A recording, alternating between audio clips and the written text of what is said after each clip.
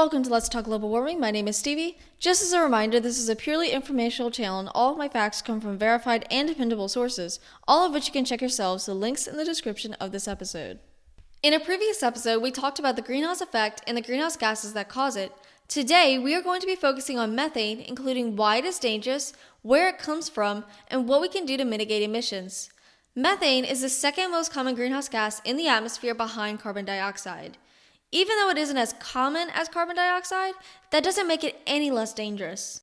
According to National Geographic, methane doesn't last nearly as long as carbon dioxide, as it only lasts about 10 years. Methane is also much less common than carbon dioxide, since carbon dioxide is 200 times more concentrated in the atmosphere compared to methane. But methane is just as dangerous a greenhouse gas as carbon dioxide because it is much more powerful than carbon dioxide. Methane is more than 28 times as powerful over 100 years and 80 times more powerful over 20 years than carbon dioxide. Even though it doesn't have the fame of carbon dioxide, methane packs a much more deadly punch. Like every other greenhouse gas, methane comes from many sources, many of which are actually natural. According to National Geographic, about a third of methane comes naturally from microbes in the wetlands.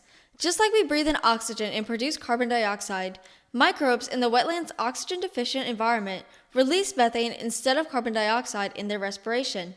According to the EPA, methane is also naturally emitted from termites eating wood, oceans, volcanoes, wildfires, and many more smaller sources. Permafrost melting is also considered a natural emitter of methane, but I consider it a little more of a human emission source just because it's humans' fault that the permafrost is melting. According to NASA, scientists have discovered that there are large reservoirs of carbon dioxide and methane frozen in ice sheets that should stay frozen all year long. But as those ice sheets melt due to higher temperatures caused by global warming, an unprecedented amount of carbon dioxide and methane will be released into the atmosphere beyond what scientists can estimate now, which makes it a great concern to scientists. In another episode, I'm going to go into more depth about these ice sheets and why it is so bad that they are melting. Despite how bad these natural emitters are, National Geographic says in their article that excluding the wetlands, natural sources only release about 10% of all total emissions every year. So, where are the rest of the emissions coming from? I highly doubt that many of you are even bothering with that question at this point, because you probably figured out that it's almost always humans' fault. According to the EPA, livestock production releases more methane than any other sector of emissions. The vast majority of these emissions come from animals burping methane and decaying animal dung. Yes, our methane crisis is caused in part due to burps and poop. In an article from Oxford Academic, it describes a process called enteric fermentation, which is responsible for methane burps from animals known as ruminants.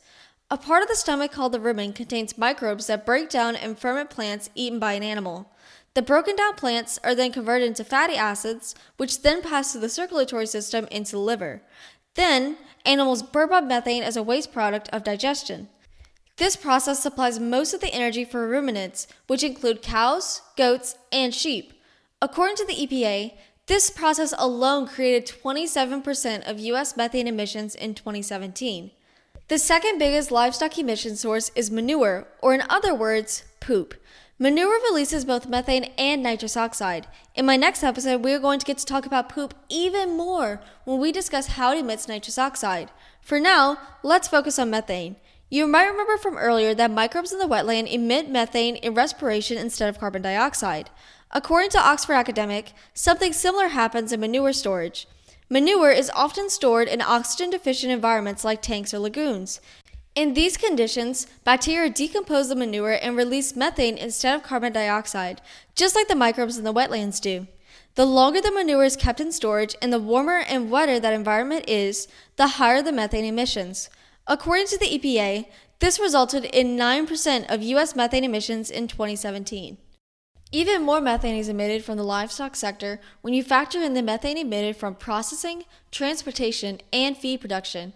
To sum up a long description, we are emitting way too much methane from our Big Macs and chicken sandwiches. There are many solutions being introduced to try to minimize these emissions. The most common solution you can do yourself is to stop eating meat. By not eating meat, you eliminate your own methane emissions from livestock and make a difference, even if that difference is a small one. But becoming vegetarian is difficult and can get expensive, which is why an article from the Washington Post suggests that simply eating less of certain meats makes a huge difference. She used the example of replacing a 5-ounce steak per week with vegetables, beans, eggs, grains, or other meats. For example, if you replaced a 5-ounce steak with the calorie equivalent in beans, you would avoid the release of 331 kilograms of emissions. That's equal to about 38 gallons of gasoline. Or instead, maybe you could replace your 5-ounce steak with a calorie equivalent in chicken.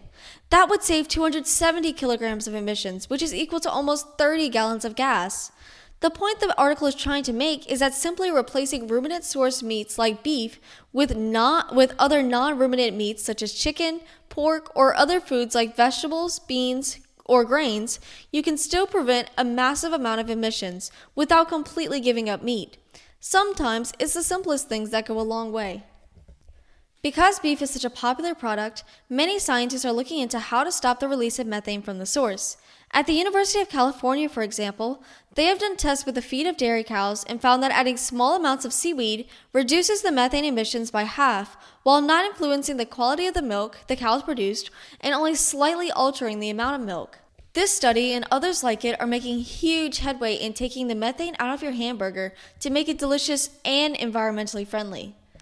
The second biggest emitter of methane is the natural gas and oil industry, which according to the EPA contributed to 31% of methane emissions. According to a fact sheet from the NOAA, natural gas is made mostly of methane. When natural gas is produced, processed, stored, transmitted, and distributed, methane is released. Natural gas is often found in oil, so anytime oil is used, you are also using the methane-emitting natural gas within it.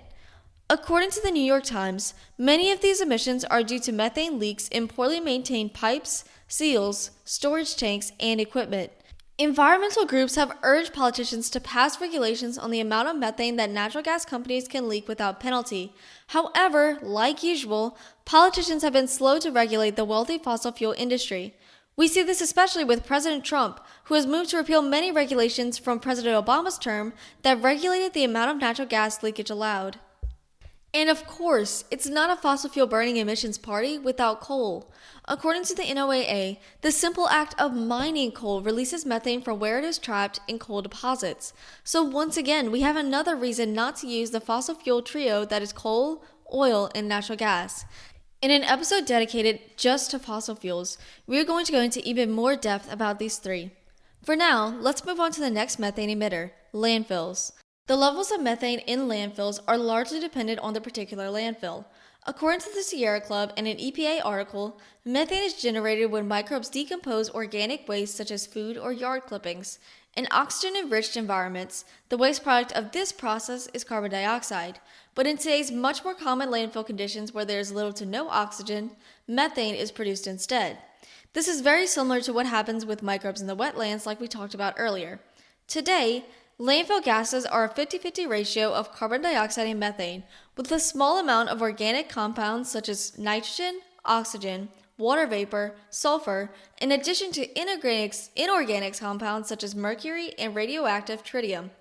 As you could probably assume, emitting all of these gases is not terrific for the environment. In a similar sense, according to an NOAA fact sheet, when wastewater treatment processes are done without oxygen, the treatment processes can emit methane, which can, in turn, be released into the atmosphere.